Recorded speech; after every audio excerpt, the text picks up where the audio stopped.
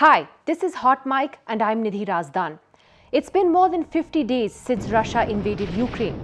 Vladimir Putin believed he would get Kyiv to surrender within 5 days. Things clearly have not quite turned out the way he had hoped. Russia has suffered a series of military setbacks in recent weeks. The biggest was the sinking of its flagship of the Black Sea Fleet, the Moskva, last week, which now lies at the bottom of the sea. The 600-foot, 12,500-ton vessel is by no means small. Ukraine says that it destroyed the ship with its state-of-the-art Neptune missiles.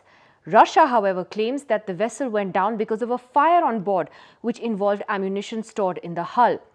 Either way, the sinking of the Moskva is a significant event. Equipped with surface-to-air missiles, the ship provided long-range and mobile air defense for all of Russia's fleet in the Black Sea. This includes Russian cruisers, frigates, missile corvettes and amphibious landing ships capable of carrying thousands of troops. This entire fleet is now more vulnerable to an attack without the protective cover and firepower of the Moskva. Around 500 Russian sailors were on board the Moskva, and most are believed to have been safely evacuated by the Russians. Neither Russia nor the Americans have commented on the number of possible casualties on board or if there are any at all. If indeed the Ukrainians did manage to strike the ship with their missiles, it would be a huge blow to Russia, at least symbolically, if nothing else. The sinking is an embarrassment to the mighty Russians, especially at a time when the morale of its troops has reportedly been low, and Ukraine has scored a major propaganda point. Ukraine's defense ministry, meanwhile, has claimed that it's killed about 20,000 Russian soldiers and officers of the Russian army, a claim that has not been independently verified. A Kremlin spokesperson has acknowledged that Russia has suffered what he called significant losses of troops in Ukraine, but did not provide a specific number of casualties. The sinking of the mighty Moskva also busts the myth of invincibility of the Russian military. At the same time, it has lifted the spirit of the Ukrainians who are fighting a David versus Goliath battle. But experts are divided on whether this would make much of a military impact. So far, Russia's navy has not really been used in the war, though there has been speculation that the Moskva was going to be used in an attack on the Ukrainian region of Odessa. Otherwise, Russia has mainly used its aircraft and land-based systems for attacks. The Pentagon says Moscow's naval component to the war has largely been limited to two efforts: the replenishment and resupply of troops efforts in the south and some cruise missile strikes on Ukraine. But domination of the Black Sea is actually very important for Russia, and this is key. It is a stepping stone, the Black Sea that is, to the Mediterranean for Russia. It's also a strategic buffer between NATO and Russia. Since 2014, Russia has been aiming to gain total control of the Black Sea since it annexed Crimea.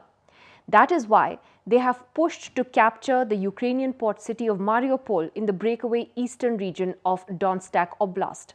Mariupol is on the verge of falling to Russia, and that would be a significant movement forward for the Russians. Military experts say that the capture of Mariupol will give Russia control of more than 80% of the Ukrainian Black Sea coastline and cut off its maritime trade. And if the Odessa region were to fall as well, then Ukraine would lose access to its entire Black Sea coastline and would be reduced to a landlocked country. That would be devastating for its economy. The loss of the Moskva ship can also propel the Russians into actually increasing their attacks on Ukraine, as has been witnessed in recent days. It is also clear, however, that Russia has scaled back and changed its goalposts in the country. When they first invaded Ukraine in February, it was done from three separate directions. There was the north, the east, and the south.